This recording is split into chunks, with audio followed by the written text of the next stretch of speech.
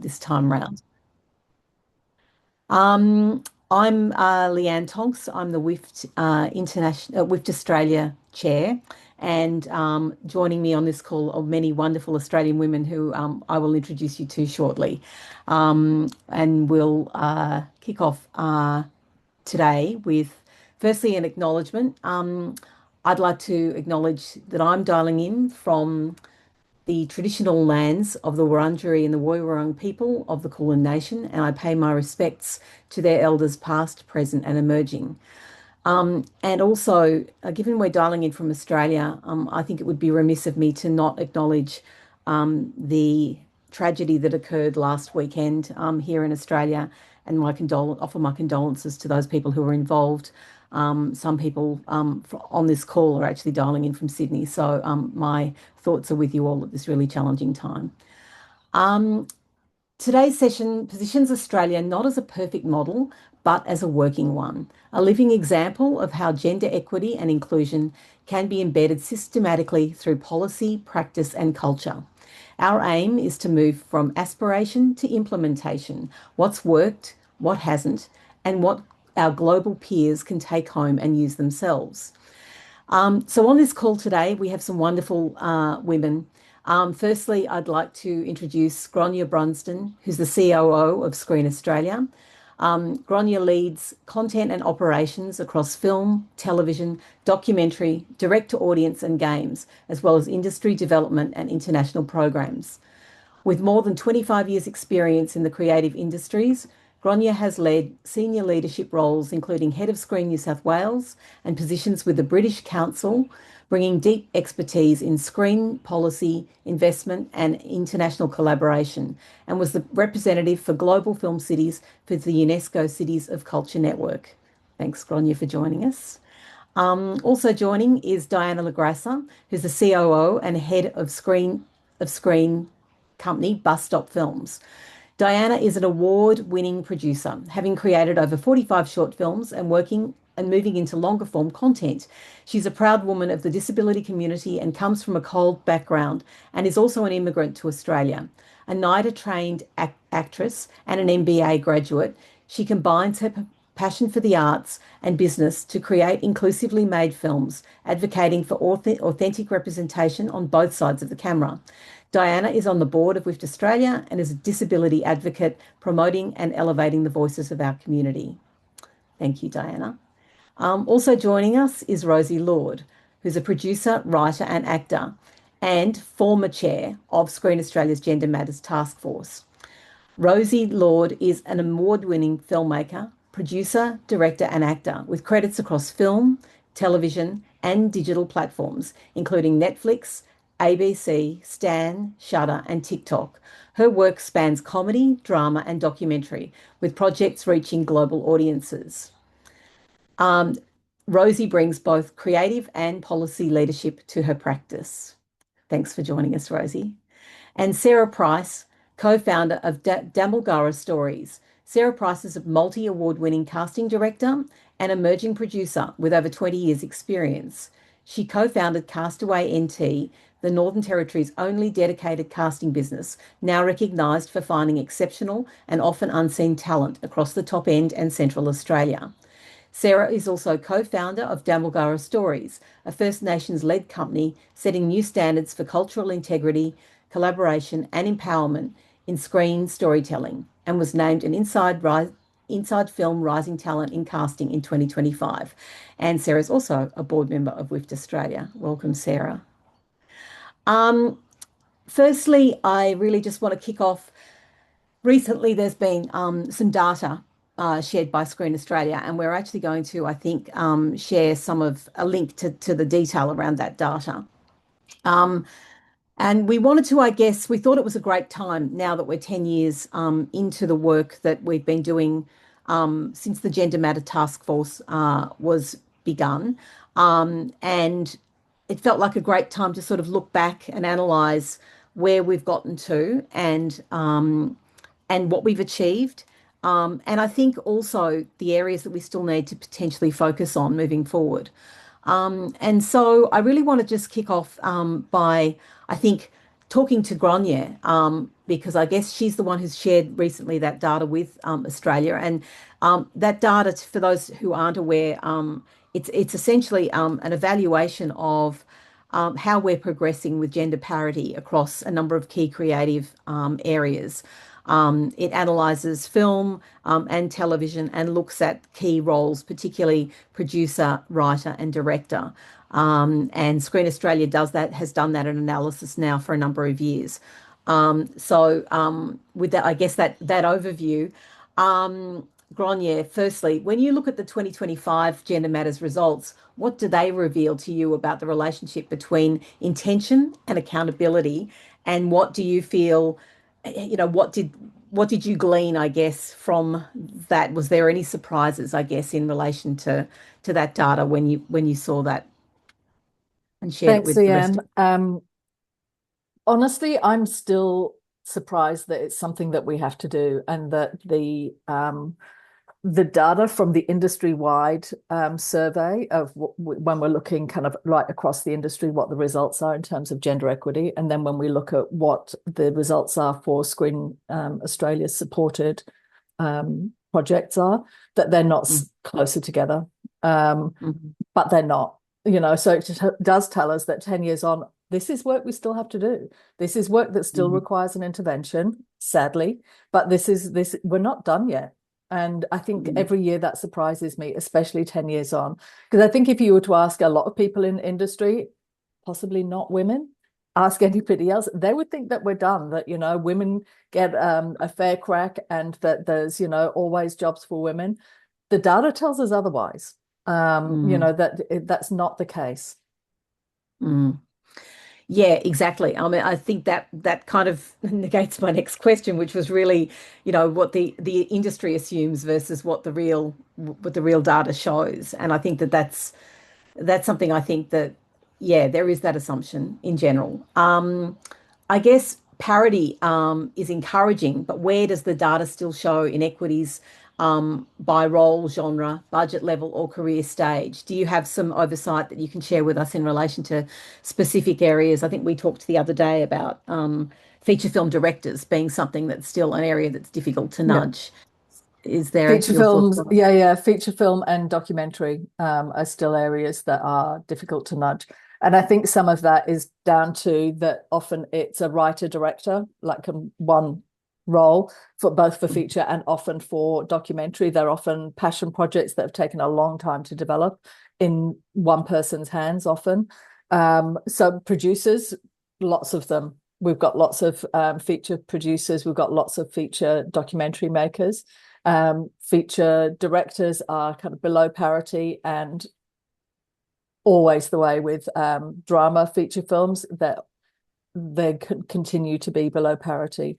Um, it, the needle has moved from where it was 10 years ago, which was, on one set of figures, I think 13%, on another set, 23%.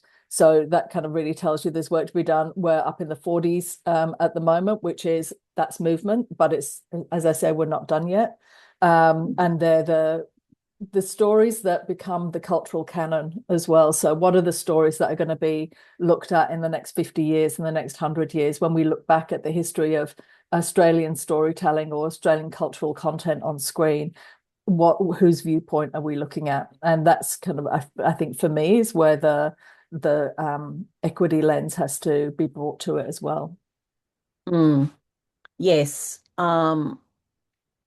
Yeah, thank you. I think that really does epitomize, I guess, the work we still need to do. And it does feel like, regardless of the data that Screen Australia shares and the work Screen Australia is doing in that space and the projects that they back, still when we step back and look at the national screen sector, it does feel like that there really still is that massive gap. So, there is obviously still work to do.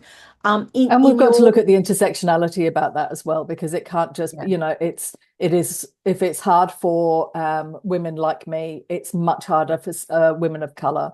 It's much Yeah. harder for women with a disability. So there are kind of structural barriers that are in place for all different kind of intersections of that kind of female and non-binary experience that we also have to Yeah. look at, because people shouldn't have to line up behind women to get a crack at Yeah. having being able to tell their story in an authentic way and have it accepted. Yeah. I might come back to my next question later, a bit later in the piece when we're having a bit more of a general chat. Because I think looking forward, I think what does success look like? I think that's something that we should all probably um weigh into. But I might jump over to Rosie, because Rosie, you led the Gender Matters Task Force most recently before it went back to Screen Australia's leadership. Um, in your head, I guess some of the results that have come out of this recent data are a result of the work the Gender Matters Task Force was doing, with when you were leading it. Um, from your vantage point, what actually shifted behaviour when parts of the industry were resistant to change? Do you have, some oversight about what that actually was that sort of has helped improve those figures, or also in contrast, what hasn't helped certain areas of that data? Yeah, absolutely. And thank you, Leanne. It's great to be here in this conversation.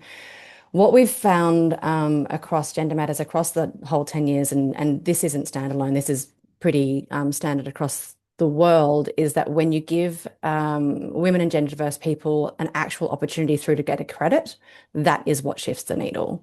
They actually have to have the support to get that credit, to then create those opportunities, those relationships, and build those skill sets for the next stages of their careers. And so that happened back in the early days of Gender Matters when that first tranche of money went out and people got the ability to develop their projects up, the marketplace attachments. We're still seeing, as Diana can talk to, projects that were developed back in 20, well, supported to develop back in 2015, them now coming into production. So this is 10 years on that these projects have needed that time and space for whatever reasons, sometimes positive and sometimes not positive, to be able to get their boots on the ground. But most recently, the programs and interventions that we've seen really help with people's career. And we're talking above the line as well as HODs as well. A key one has been Credit Maker, particularly in partnership with composers and with cinematographers.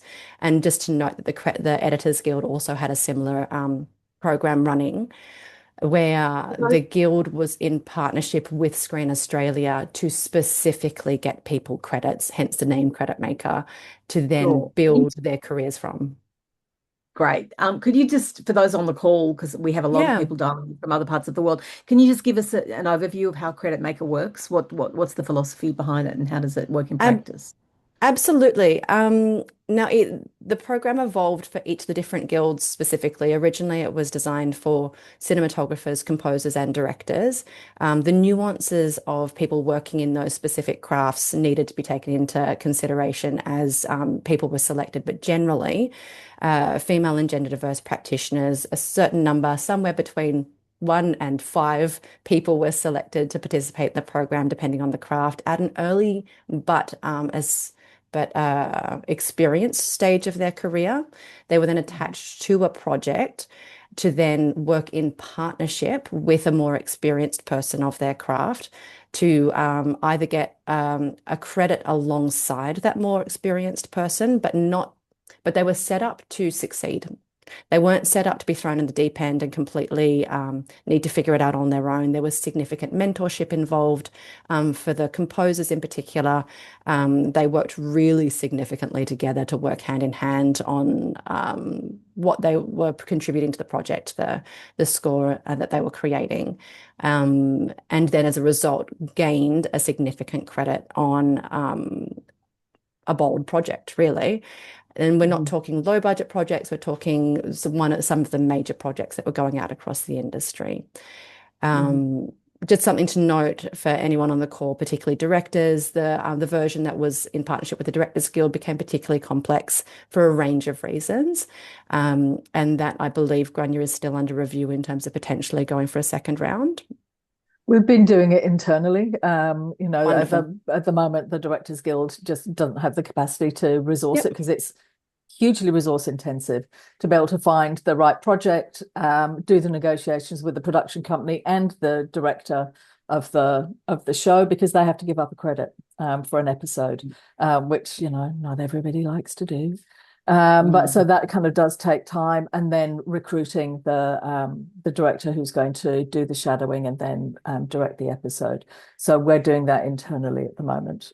We're talking to the Directors Guild about it, but not giving them the responsibility of having to then resource it themselves. I think it's also worth noting, Leanne, that interventions outside of gender matters that have also been really significant in moving the needle are digital originals, a program for more emerging creatives and creative teams coming up through the online space, but supported by both Screen Australia and SBS to create really significant, really exciting projects for the SBS online on-demand platform. Quite a few people who've gone through that program at different levels, we're talking HODs as well as above the line, have then moved on to roles further in the industry as well. And it just goes to show just getting that support early and getting those credits, just how significant that is for everybody. Yeah, great. I guess you've kind of given us a bit of an overview of how that particular program works. Were there other sort of interventions that felt easy to do and implement? I guess nothing in this space is easy, just in general. No. It's all a mammoth challenge. No, but I would say that something that we found was incredibly important, and this is building off the work that had happened previously through Gender Matters, as well as work that's happening everywhere, is partnering. You have to partner. We can't do this work by ourselves, and there are so many incredible organizations, WIFT and WIFTI, like, of course, who are working in this space. Everyone has different resources, different skill sets, and if we can split the load out and work together to do it, that absolutely is what just makes everything that much easier. The guilds, for the most part, were fantastic to work with. Obviously, they have their own circumstances going on, so it's not always the best timing for different guilds. And then also like Screenworks and Bus Stop Films and other like peak organizations within the industry who are looking after their unique cohorts of people as well. Great. Fantastic. And obviously with the wind up from it being a volunteer run external thing and now moving back into Screen Australia, did from your perspective, did you feel like that was a natural evolution? What was your understanding of the rationale behind that? Absolutely. Gender Matters was conceived, for want of a better term, at a very specific time for a very specific reason with very specific resources. What it evolved into over the course of the 10 years was reflective of that. And times have changed, the needs have changed. The fact that, as Grania said right at the get-go, like the fact that we're still doing this work now, despite all the efforts. And keep in mind, these efforts didn't start with Gender Matters. These efforts started, we're talking like decades earlier. There are so many people who have been working tirelessly to try and shift this needle, and here we still are. New approaches are needed, and Screen Australia was absolutely vital in every single solution that we identified. Nothing could happen of significance without the support of Screen Australia, at least backing it, if not financing it. And so for Grania and Deirdre to take back Gender Matters into their hands, to then run it with their power, enthusiasm, passion, dedication, leadership, I think was absolutely the right choice. Yeah, great. And I guess back to you, Grania. Obviously, yeah, it does feel like a Screen Australia support was imperative on so many of those past initiatives. Moving forward, is there any sort of master plan that you and Deirdre have in mind? Is it something you're still working on? What's the current state of play in relation to the work that's being done or planned? I mean, this is embedded into everything that we do, every funding program. We look at the stats for all the applications that are coming in for any funding round that we have. We have a dashboard system that we can look at any time. So we can do it round by round. We can do it by the year, over time, all of that kind of stuff. So it's something we're very attuned to and something that we actively look at in assessment meetings.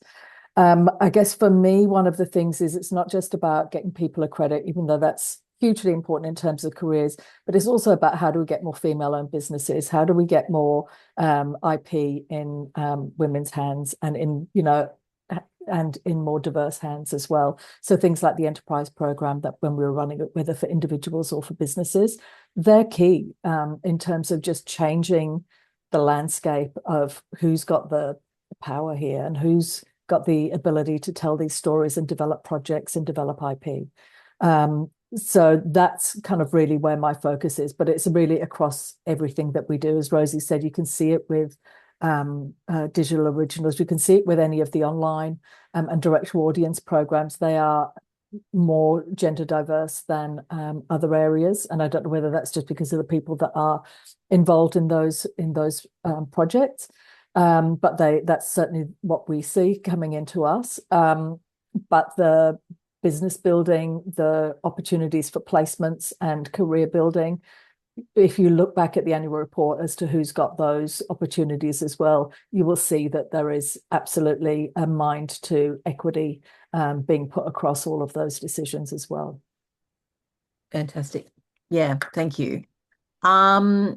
It's good to know it's in safe hands, I guess. And it's a while I acknowledge obviously it's an all-in, everyone needs to get involved process. It does feel like we have great leadership in Screen Australia, and particularly, might I say, the current face of Screen Australia feels like a very supportive and welcoming place for this challenge to be tackled. Look, I think when you're in a position like this, I feel a real responsibility on me to leave things better than I found them, for Sure. want of a better term. And if there's anything that I can do while I'm in this position to change things up for the better for people, then that's what I feel I have to do. Yeah. But I've got to say that it's not like I'm banging on a closed door with this. The whole Mm. team thinks like this. The whole team knows that this is what our aim is, not just for gender, but also for cultural diversity, for First Nations, for people with disability. We're looking at that right across all of our programs. One of the things about the data, and maybe we'll get back to data in a little while, is that we've got privacy legislation in each of the states, which makes it hard to know that you've got a really full picture of everything, because you can't mandate that people respond to questions about any of that kind of personal information. So we can only work with the data we've got, and we can't make it mandatory that people disclose or identifying information about themselves. So there's just Mhm. that kind of disclaimer on things. Sure. Great. As you mentioned, First Nations filmmakers and I guess Screen Australia support in that space. A great segue into chatting to you, Sarah.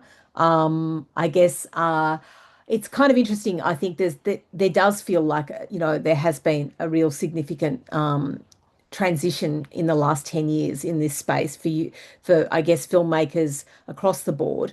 As someone who has a company that does work strongly in this space, what changes do you feel that you've kind of sensed and that you think have made a real impact in this space for you as a representative of that company, but also I guess as a person on the WIFT board looking back at the industry as we sort of do every month when we get together.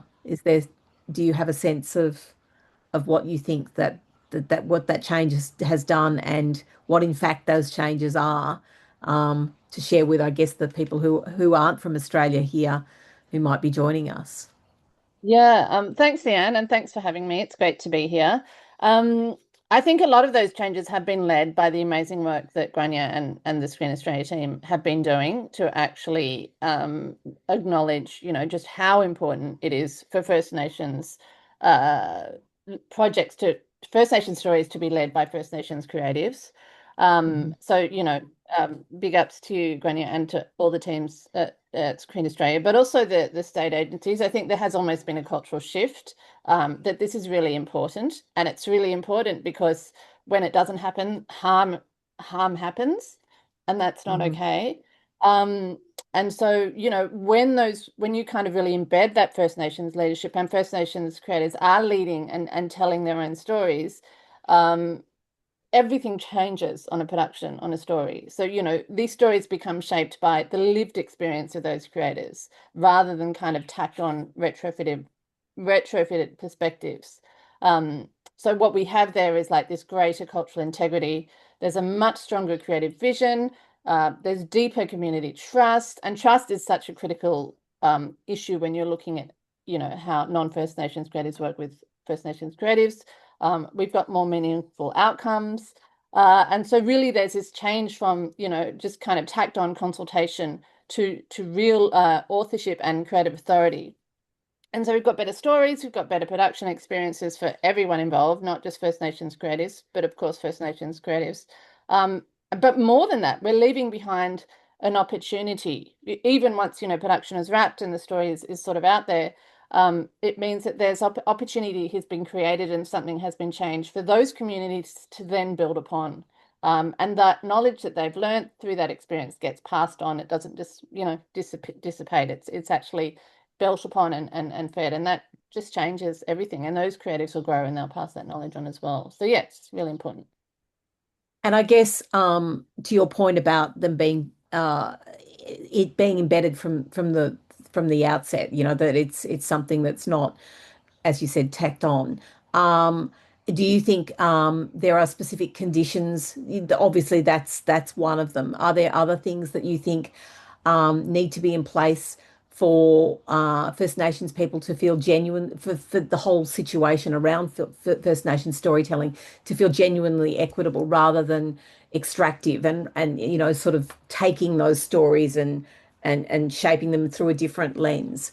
Do you think that there are other conditions other than that sort of the generating the initial sort of starting of the process?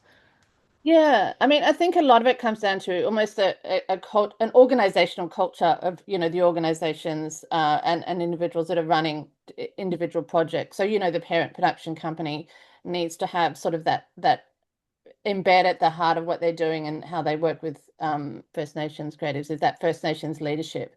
And so they need to understand, what does that First Nations leadership actually mean?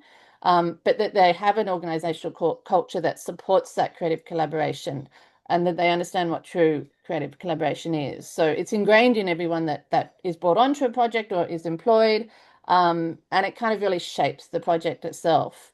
And Mhm. again, that comes back to this notion of, that genuine collaboration really is built on trust, and that is embedded sort of at every part of the process. Mhm.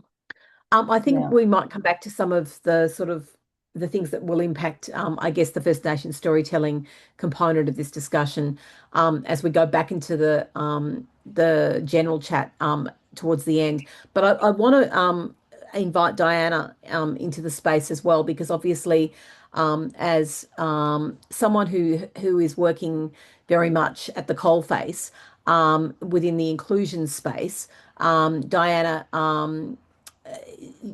Bus Stop Films is globally recognized already for inclusive filmmaking, and how does meaningful inclusion expand creativity possibility rather than constrain it? I mean, you've been a leader in this space, it seems, for quite a while, and now that's becoming a global, the reach that Bus Stop has, I think, is now something that is beyond just our own shores.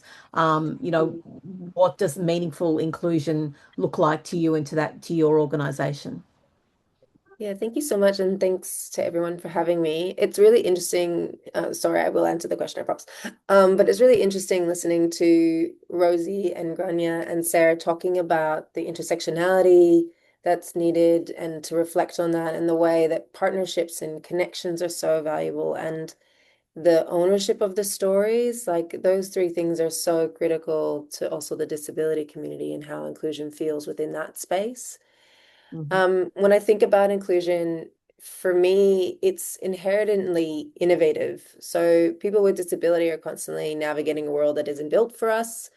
Um, and so, when I think about the way inclusion can fit into filmmaking, um, we often have to be problem solvers and we need to think about you know, how to adjust things on the fly or look at something in a different perspective in order to, get the right angles or get the right aspects or, and that innovation that people with disability already come with because we're always looking at our surroundings in that way, really allows for that greater kind of innovative ideas and alternative ways of thinking, and it often leads to more authentic and creative content.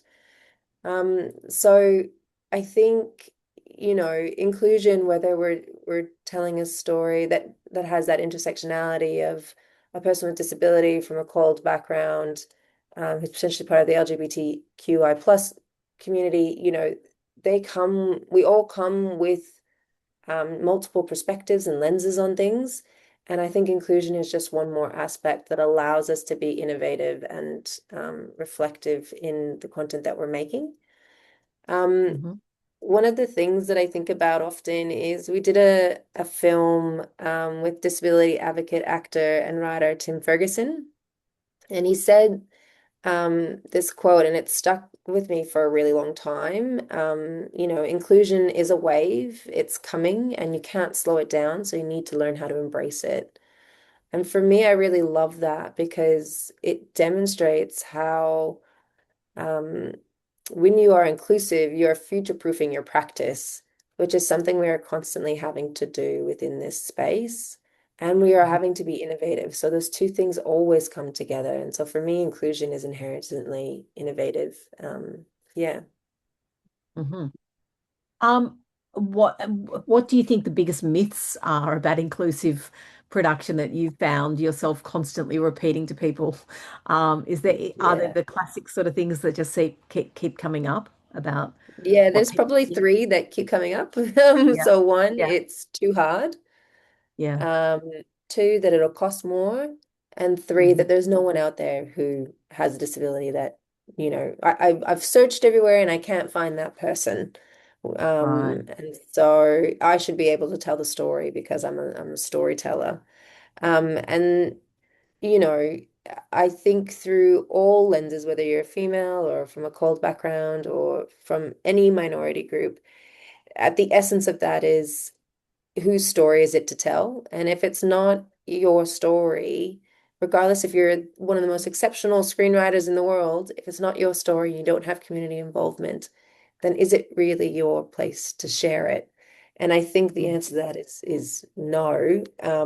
But so that's often the conversation I'm having is that you might have a great idea, but if you're not involving community and you're not going to the authentic storytellers of this, then you know you can't really be telling the story. It's not yours to tell. And Hmm. when I think about, the other ones around um, planning, around restrictions and it's going to be too hard and all of these things, um, you know, I've been lucky enough to be a producer for the last 8 years. Um, and I live with disability. And at Bus Stop Films, we make all of our short films in one day and on micro budgets of about $10,000. So to say that, and we produce up to 24 short films a year. So, for how much we turn out, and we do it all inclusively, I think I often give that fact to people because it's not hard. It doesn't cost you more. It's that innovation that comes in when we're thinking about things, and it's the planning. A lot of times if you're not planning and you're not thinking about it early enough, then yeah, it's going to cost you money. But that's like any problem in filmmaking. You know, Mm. when you get a budget, you try and fix identify all the line items. But by the time whenever you go to set, something's going to happen. Like this is why we plan for B's and C's and D's and whatever. So I think Mm. about that in that way, and I just go, inclusion is just another aspect to your filmmaking toolkit. Hmm. And it allows you to plan early, plan ahead, and plan differently. And, we don't run overtime because we can't afford it. And, we make sure that there is space for everyone. And so I think when I think about those myths, it's really hard for me to take them in or when I hear them still because I think about the slate of bus stop films and I think about what we've done. and what I've personally had the honor of doing. And to me, they just don't marry up. So, yeah.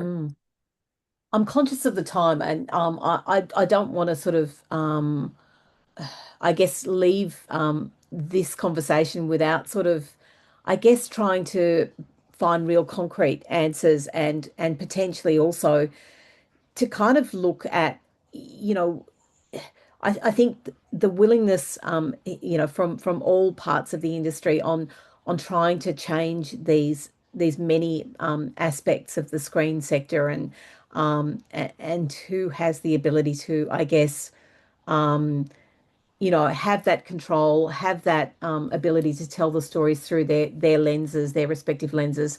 Um, I guess I want to try to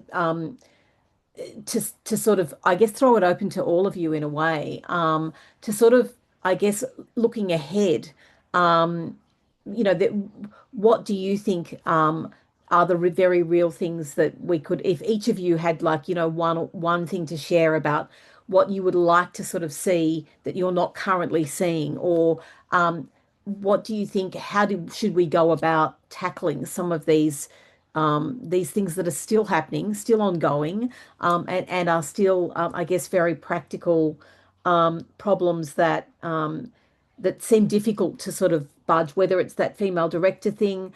I know also there is a plan to, I know that we've talked very much about above the line people within this discussion, but certainly HODs, is a space that is also evolving in within the screen sector, and there is a plan to sort of I think Rosie, you might be able to speak to some of the work that was done within the last couple of years about the research into um, job sharing and the work that can kind of sit around that so that that sort of aspect of filmmaking can become more family friendly, more generally friendly to some areas which find some cohorts that find it difficult to get into the screen sector.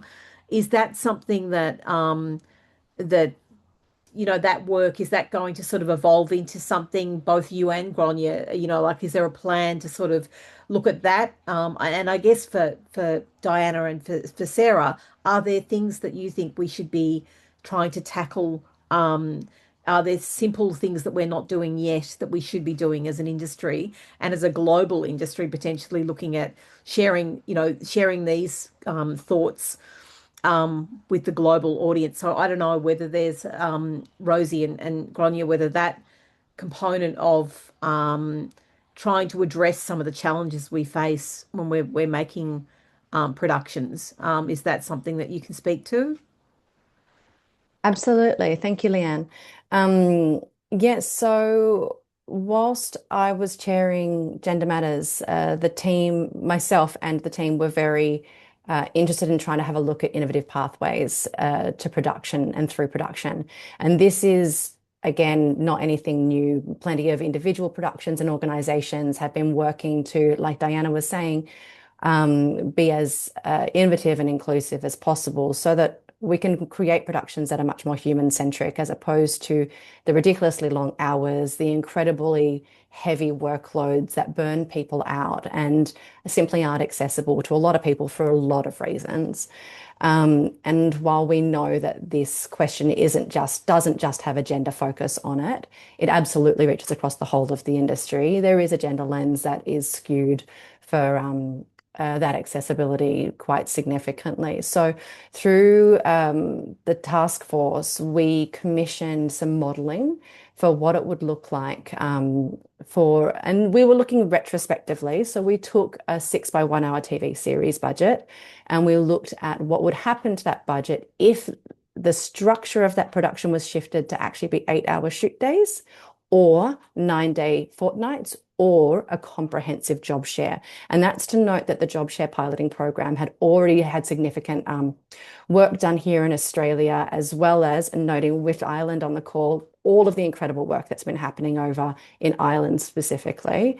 And in doing so, had a look at what it would look like, because like Diana said, everyone always says it's too hard, it's not possible, no one wants to do it. And we were like, well, I want to do it. and my friend wants to do it. And when we were talking around, lots of people wanted to do it, but everyone always said, but they won't do it, and but they won't do it. And what even are we doing? And so we're like, okay, well, why don't we just put some money towards this modeling? And the wonderful Rachel Rauch, who ran the Job Share pilot program initially in partnership with Screenwell and Matchbox, came on board to help lead that process. Yvonne Collins is a line producer who's worked across a number of wonderful projects, including the award-winning Apple Cider Vinegar for Netflix. She was the person who did all of that budget modeling. And so that is now a report that's sitting in the wonderful hands of Grania and Deirdre to figure out what those best next processes and steps are, of how to see what that would look like with boots on the ground. The discoveries that we found is that the financial implication on those budgets were as low as 0.5% of the budget for the job share. And under 2% for the 8-hour shoot day or the 9-day fortnight. And that is assuming that you still need the same number of hours to film, and we had to pick them up and tack them onto the back end. But we've got questions. Can people work more efficiently? Do you actually end up saving time? What creative solutions get found to get the same amount of work captured in the shorter amount of physical hours? And then also, what are those softer but tangible outcomes in terms of well-being, safety, people's mental health, their physical health, sickness levels, and then also more like the longevity of people's careers as well. And then the access of being able to have a broader range of people working on projects as well, who wanted to come back into or be involved in the screen industry, but have just simply found the physical production too arduous. Great. Grania, are you able to sort of, I guess, follow on Pick from that what the up? next step? Yeah. Yeah.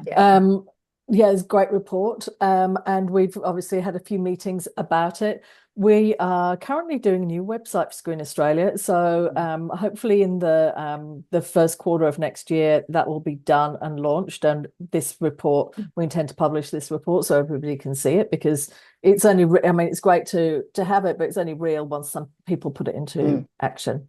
We're also hoping that there'll be a discussion about it at Screen Forever. Because we need to bring Mia in, we need to bring in SPA and screen a broader range of screen producers and production companies to trial this. We know from talking to Mia that, you know, yes, there is a crunch on certainly on a number of roles in crew, and we all know that the best way to fill those roles is not by bringing in new people from outside the industry just to churn them through again and training them up, but actually to retain people by changing work culture, often because people are leaving because of work culture. Post-COVID, we saw that really clearly. And, you know, a new generation of people coming in will not stand for the hours and the work culture that there is currently. I mean, we see that in so many industries. This will be no different. So it goes back to what Diana was saying about, you know, future proofing. That is, you know, that future's 6 months away, you know, a year away. It's not very far at all, where people will just be like, you got to be kidding. I'm not doing that kind of a schedule. And I can get a better result over here in this other industry. So I think it is something that producers and production companies are going to need to consider, that well-being and providing a safe and a happy place for people to work. Yeah, exactly. And I guess just very quickly, Sarah and Diana, do you have a sense of you know, what the future might look like if we can adopt some of these changes that you I guess are both kind of encountering those challenges, and if we can you know, what does best practice, I guess, look like in the future to you? Do you have a sense of the world you'd like to see moving forward, and how can we try to, you know, there's no simple answer to any of these problems, I recognize, but are there any simple sort of things that you think we should consider adopting in order to kind of reach that optimum world where, you know, where all of these issues are addressed? I'm asking you a ridiculous question, I realize. Diana? I would say, like, what I find really interesting about like the job sharing and things like that is when we think about accommodations for people, whether you're a mother returning into the workforce, or, you know, you've got a disability and you need to have flexible working hours in order to be effective, is that they all benefit each other. So Mm, if we look at it as a collective and go, what does it actually mean when we talk about well-being from all different perspectives? Um, then I think that would actually get a workplace and workforce that is probably still able to deliver on everything, but making accommodations and recognizing how people can play to their strengths rather than everyone mm, trying to fit into this one mold of like 14-hour days and we're all exhausted. So my hope is that particularly when we're thinking about people with disability, when we think about their access needs or accommodations, that those aren't just considered for people with disability, but they're considered for everyone across the production because, a really classic example, standing desks, a lot of people with disability utilize standing desks. Now they're very much the norm in many offices. Flexible working hours. I think that report is incredible to be able to say that there's job share because people with disability might be incredible in the mornings, but by the afternoon have that fatigue. And so to job share and move that could open doors for so many others. So I think sometimes my hope or what I think happens is that we don't look at things in isolation or benefiting just one group, but how they can actually benefit everyone when applied equally across, and that they are taken into consideration early on. I mhm. think when we all have the best intentions of no one goes into a film going, "Oh my God, I can't wait for the hard slog and the endless, like, the sleepless nights and the overtime." Like, no one goes into that. What we're going in Mm, for is creating beautiful content and a story that hopefully changes hearts and minds and audiences and all that kind of good stuff. But the people making it are the ones that really matter behind the camera and those in front. So I think when we start from that ethos of we're all in this together and we need to look at how we benefit the people of the production, then I think you get a better outcome. So I hope inclusion and accommodations are thought about really early on. And it mhm. doesn't become as scary when we invite, in particular, people with disability onto a film set because Mhm. the production company's already thought about what it might look like for everyone, not just because they have a person with disability joining their set or their Yeah, office or their. fantastic. And Sarah, anything you want to throw into the mix? Um, yeah, I mean that was pretty much what I was going to say, Diana. But yeah, I think So, sorry.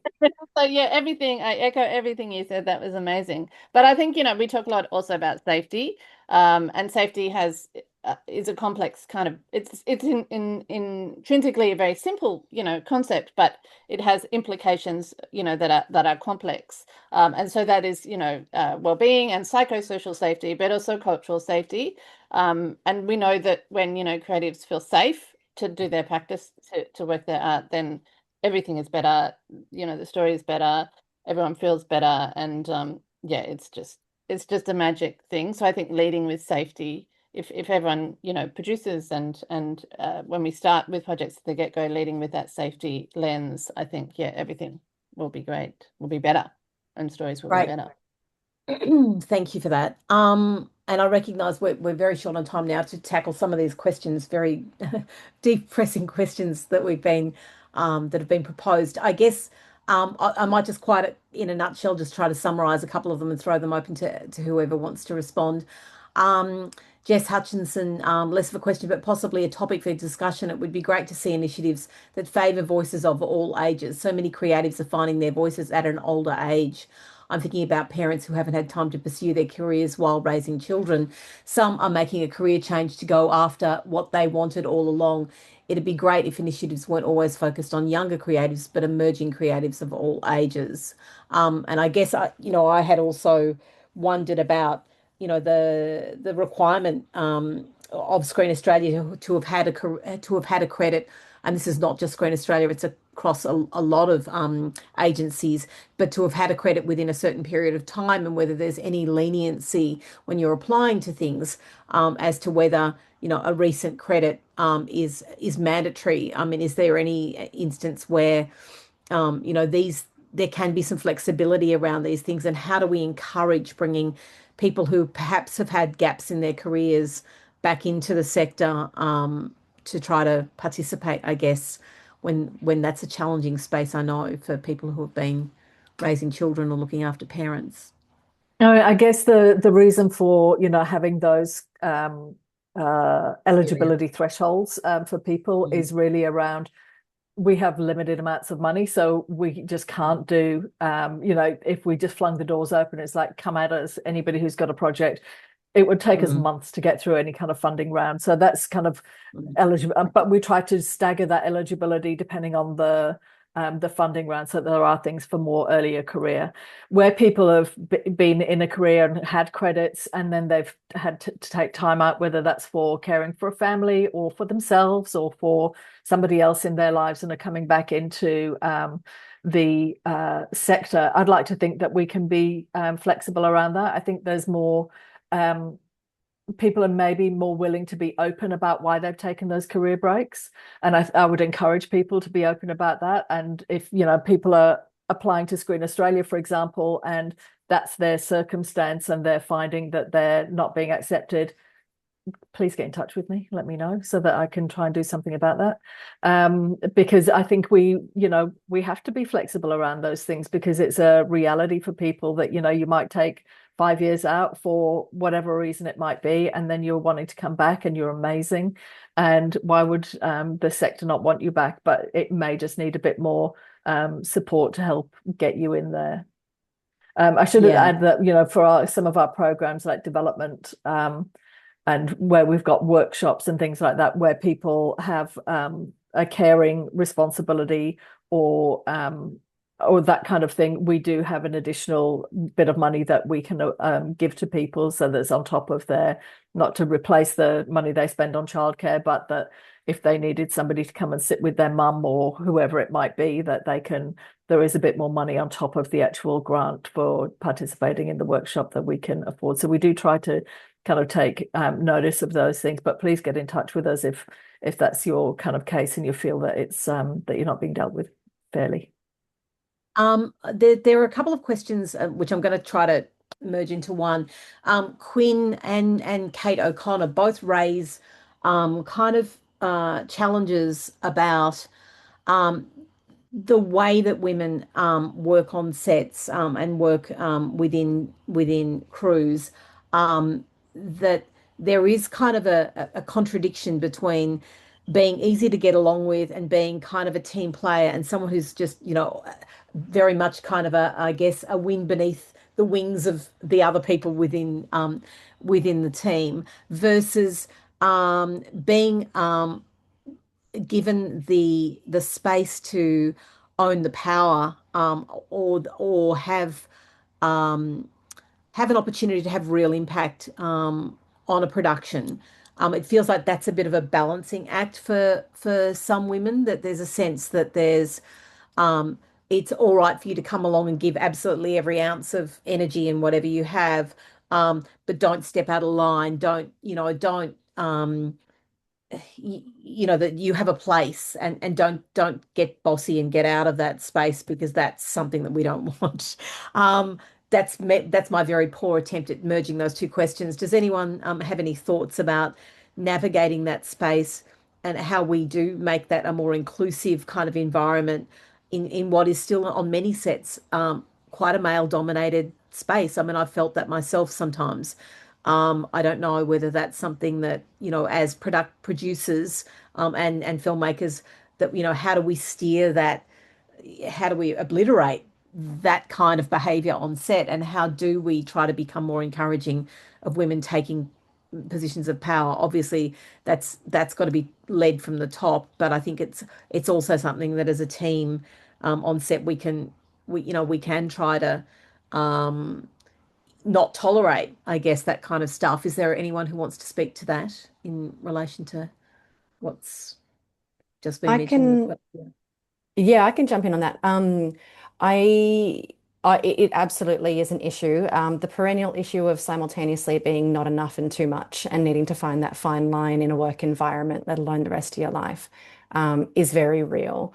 But I would encourage anyone who is in a position of setting that culture, and honestly, that belongs to everyone, and particularly in Australia with the psychosafety rules and laws and legislation coming into action, it's going to be really interesting to see how maybe an outdated leadership style might start to be phased out, and encouraging of a much more inclusive, more vulnerable, courageous leadership style will start to evolve. And I take a lot of I'm reading between the lines, Grania, and you haven't said anything publicly, and I don't know anything, but I would hope that there's more support coming through for female and gender diverse run businesses, for people to be in those significant leadership positions, to be able to set that culture from the top in a very near future, and that the people who've been supported previously will continue to be supported, so that we can have more people really just guiding the way there, because that culture needs to change. I think there's a difference between being I see one of the questions was about having to be easy to work with. I think you can be great to work with, which doesn't necessarily mean that you're a pushover, but it doesn't mean that you're hauling people over the coals for every infraction. But you can be great to work with and get people's respect in that way, without being a pushover. I think that's kind of one thing. I agree with Rosie that everybody is responsible for the culture of a workplace, not just from the top. It certainly has to be led from the top, but I think, day to day, we all create the culture wherever we are. And it's like incumbent on all of us to kind of influence that in the best way that we can if we want to create the places we want to be. So I think that's a really important thing. To Rosie's point about kind of diverse and female and gender diverse businesses, we've paused enterprise funding at the moment because we've had to really funnel that money into development and production, because that's where the real need is currently in terms of where our funding sits. We have put a submission into government seeking money to do an enterprise program at scale. And that would certainly be a focus. That kind of equity lens would be put across everything that we do in that space. And that would be around individual placements, but also support for businesses. Yeah. Great. I know we've got 1 minute left and we've got still many more questions. So I guess look, I don't think by any means will we trying to necessarily solve everything. And I feel like we've been trying to do that for many years, but yes. I don't think we could do it in a 1-hour webinar. Good luck with that, Leanne. Yeah, thanks. I guess as an Australian filmmaker, I do, as a woman working in this space, admittedly not from a diverse background, but working with a lot of diverse filmmakers in various different aspects of the industry, I do feel extraordinarily lucky to be in Australia. I think we are genuinely trying to tackle some of these problems. I know that there is still work to do, and I think we all recognize that. But I do feel like there is a genuine work that's going to bring about real change, and that work needs to continue. It's not solved. And I would just like to say, I guess, thank you to everyone for being part of this conversation, because I know it is something that feels like it's an ongoing issue, and to some extent, for a lot of people feels a little bit insurmountable. But I think as an industry together, both from screen agencies, from guilds, from organisations like WIFT Australia, it's a group issue that we all need to kind of continue to tackle on a daily basis. I guess with that in mind, I want to just thank all of the wonderful speakers on the panel today. Please consider firstly, attending WIFTI in Ireland, in Limerick in February. Go to the WIFTI website to get more information about that wonderful event. I know many of us are trying to get there and be part of that, so that there can be more global discussion about these challenges. Consider joining WIFT Australia and WIFT Vic if you're not members. We would love to have your input and support in helping bring about this real change. And one of the things that WIFT Australia are currently doing is a catalyst program where we're trying to take women to markets with their projects, many of those from diverse backgrounds. And we've just completed a Content London aspect of that. And we're looking to also run that program again for Berlin for EFM. So look out in your inboxes as members for that information, because we'll be sharing that next week. Thank you again, everyone, for taking part in this very brief and rushed discussion. We really appreciate your support. Have a lovely day and a lovely holiday break. I hope many of you get a chance to take some time off, that very important time off, and spend that with family and those people that you love, because, yeah, none of us know how long we have. Thanks, everyone, for your support. Thank you, Leanne. Thanks. Thanks, Leanne.